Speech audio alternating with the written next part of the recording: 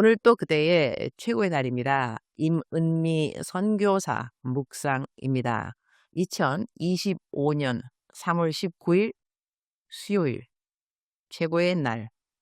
나의 많은 죄가 완전하게 사함받았다는 것을 믿는 믿음의 열매는 무엇일까? 이사야 44장. 나는 지금 바다가 있는 조용한 휴양지에 와 있다. 내 멘티 헬렌과 함께 와 있다. 그래서 아침이면 헬렌하고 나하고 바닷가를 거닌다. 둘이서 일찌감치 아침 먹기 전에 바닷가 해변을 거니는데 나의 모든 멘티들에게는 하루에 30분씩 운동하는 것이 작정서의 리스트에 있다. 그것을 꼭 해야만 하는데 우리 둘이는 아침에 30분 적어도 함께 해변가를 걸으면서 웃으면서 이렇게 말한다. 우리 오늘 작정서의 운동 30분은 동그라미입니다. 이렇게 말이다. 어제는 내가 앞에서 걸었고 뒤에 나를 따라서 멘티가 걸어왔는데 나는 모래사장을 걸으면서 무엇을 생각했느냐 하면 바닷물이 밀려와서 모래가 모래사장이지만 발이 쑥쑥 빠질 때는 걷는다는 것이 힘든 것을 알게 되었고 물과 좀 멀리 있는 모래사장은 걸을 때 모래사장의 그 모래들이 단단하기 때문에 걷는데 훨씬 더 쉽다는 것을 알게 되었다. 그래서 성경 말씀을 저절로 접목해 보았던 것은 모래 위에 우리가 집을 짓게 되면 쉽게 허물어지고 반석 위에 집을 짓게 되면 견고한 것처럼 이렇게 모래로 되어 있는 곳을 걸어갈 때는 더 힘이 드는구나 하는 것이었다. 우리의 삶이 반석같이 더 단단한 그런 곳을 걸어야 우리들의 삶이 어렵다 할지라도 그 가운데 견고한 걸음이 있을 수 있지만 모래사장, 모래가 푹푹 빠지는 그러한 곳은 더 힘이 드는구나. 그런 것을 생각하고 모래 위에 지은 집과 반석 위에 지은 집에 대한 성경 말씀들을 좀 접목해 보았는데 그 생각을 내 멘티에게 말해주고 난 다음에 내 멘티에게 물어보았다.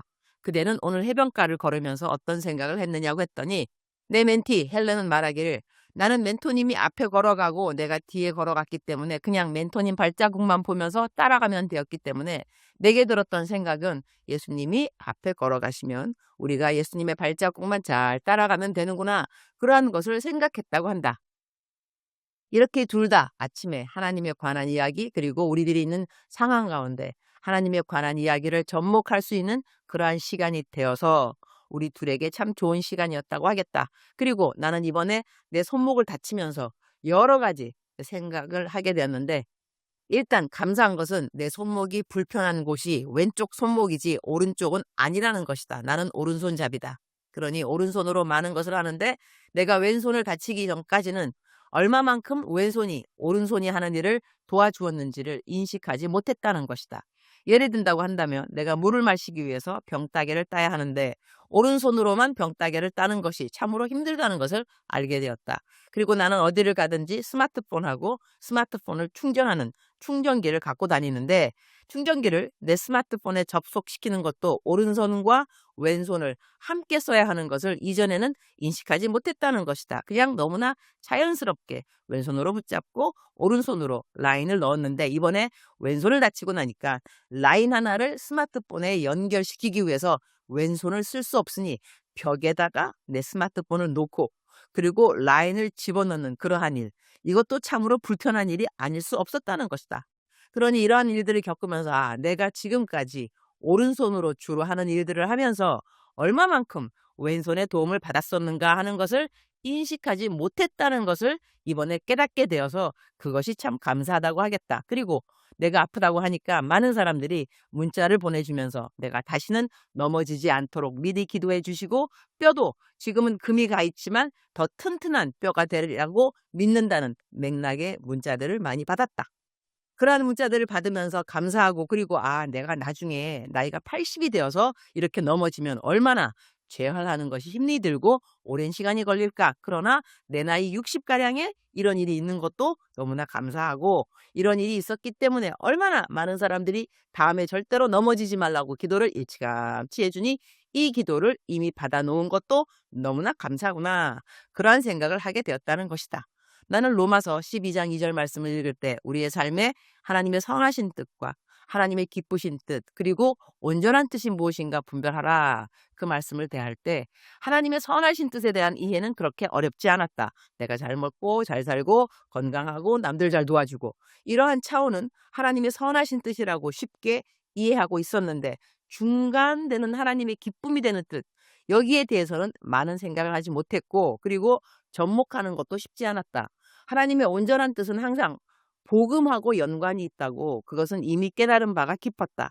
그래서 내가 이전에 허리 수술 받았을 때, 그때 나에게 있어서 하나님의 선하신 뜻, 즉슨 몸이 건강하여서 수술을 아예 안 받는 상태, 병원도 안 가도 되는 그러한 상태를 생각했는데, 그 선한 일이 간과되었더니, 내가 병원에서 병원 청소하는 아주머니가 수술비가 없다고 해서 그분의 수술비를 대주면서, 그분이 그때는 예수님을 안 믿다가 내가 수술비를 대주었기 때문에 너무나 감사해서 하나님을 믿게 되었다는 이야기를 나중에 전해 듣게 되었다. 그러니 나로 하여금 쉽게 이해되는 것은, 하나님의 선하신 뜻이 간과되고 난 다음에 하나님의 온전한 뜻은 항상 복음하고 연관이 있구나. 내가 복음의 통로가 되는 것이 바로 하나님이 원하시는 하나님의 온전한 뜻이구나. 이렇게 아는 것이 어렵지는 않았는데, 그러면 하나님의 기쁘신 뜻은 무엇일까? 하나님의 선하신 뜻이 간과된다면 기쁘신 뜻을 위함인데, 그 기쁘신 뜻도 간과되는 것은 하나님의 온전한 뜻 때문인데, 그렇다면 무엇이 하나님의 기쁘신 뜻일까를 생각했는데, 이번에 내가 손목을 다치면서 생각된 것은, 내 인생에 일어나는 일들 가운데 선한 일들이 간과되고 난 다음에 그것 때문에 배울 수 있는 여러 가지 하나님에 대한 사랑, 또한 다른 사람들에 대한 이해, 이러한 깨달음이 있다고 한다면 이것이 바로 하나님의 기쁘신 뜻이구나 하는 접목을 하게 되었다는 것이다. 그러니 이번에 나 같은 경우에는 멘티하고 이 휴양지에 와서 재미있게 잘 놀고 건강하게 잘 있다가 돌아가는 것이 하나님의 선한 뜻이지만, 그 선한 뜻이 간과되고 난 다음에 나에게 일어난 하나님의 기쁘신 뜻은 무엇인고 하니, 내가 지금까지 왼손이 오른손을 잘 보조하여 준 것에 대한 고마움의 인식이 없이 살았구나 하는 것이었다. 그러면 내게 많은 사람들이, 나의 왼손처럼 나를 도와준 사람들이 많이 있었을 텐데, 그들의 도움에 대해서 인식이 별로 없었던 것도 많았겠구나 하는 것을 깨달았고, 또한 이런 일이 일어났기 때문에 다음에 더 나쁜 일, 나에게 더 치명적인 일들이 일어날 만한 일들을 미리 많은 사람들의 기도로 막아줄 수 있었겠구나 라는 생각도 좋은 깨달음이었다고 하겠다.